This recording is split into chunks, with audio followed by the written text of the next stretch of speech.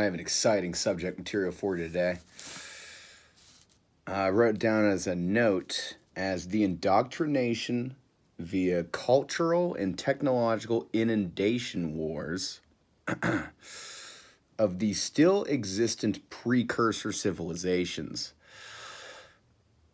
Honestly, I am just impressed with myself that I was able to figure out even a slightest theory as to why they aren't here on Earth, these precursor civilizations.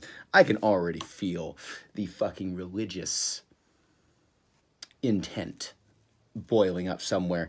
Anyway, as for why they moved, I can only guess a prediction. There was a rapid expansion of territory of some kind, so of stellar territory, star systems, planets, entire planets, etc., that was foreclosed on by sudden widespread warfare. So they expand rapidly in a time of peace. And, in a time of peace, their resources look different. Their resources last longer, they go further. And then suddenly a war hits, and they just can't hold on to all that territory anymore.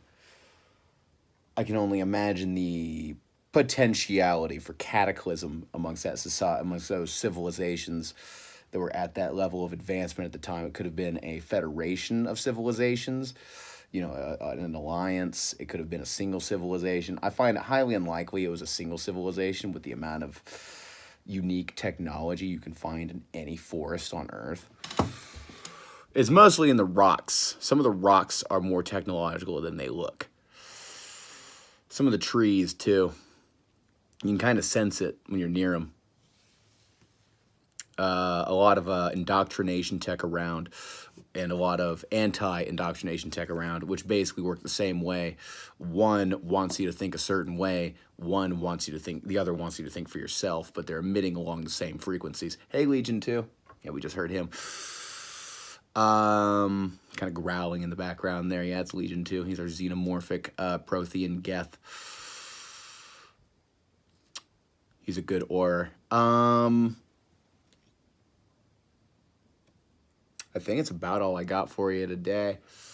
Yeah, the whatever we're dealing with here, like if you ever seen Mass Effect, the Reapers that come around every 500,000 years or so and harvest all space flight advanced life that is using a certain kind of technology in the Milky Way. Things like that exist, but they're not the only thing that exists at their caliber. So let's say a Reaper invasion hits. It's not impossible to send the right signal to the right place to have a far bigger civilization just stop by and nuke the Reapers. And for those of you who haven't played Mass Effect, Reapers in this case are giant technological machines. Well, really cybernetic machines, right? They harvest organic life in order to build more of themselves. And they all started with a glitch on a robotics project from way back in the day, from an ancient civilization called Leviathan. At least that's the lore in the video game. That's not real documented pseudo or alternate history, unless you consider more of that fact than the game suggested. I feel like there's at least one more thing I felt like mentioning before getting off of here. Oh yeah. The biggest thing behind the harvesting and all that. There's a bigger threat that causes that glitch, older than Leviathan. I've defined it in countless ways. I believe it's a jealousy act. Yeah. It's got something to do with some conscious mind made a mistake with their life and they want it undone, but it involved other people. So you can't just undo that morally. You cannot, unless they all agree to have it undone. However, in cascade, it affects all existence. So in order to have that crime undone, which isn't necessarily unheard of or undoable or immoral, they would have to basically be given ultimate jurisdiction, ultimate reign over the timelines of all. That is immoral, and that is not going to happen at all, ever. For anyone, ever.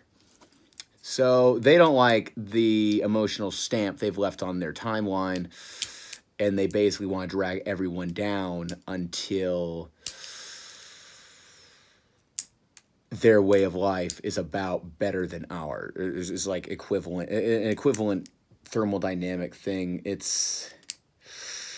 I know it sounds unbelievable. Like, come on, they would reach apathy before they get to that point. You'd be amazed how complex of a grudge that can get on multiple sleep cycles with the grudge remaining.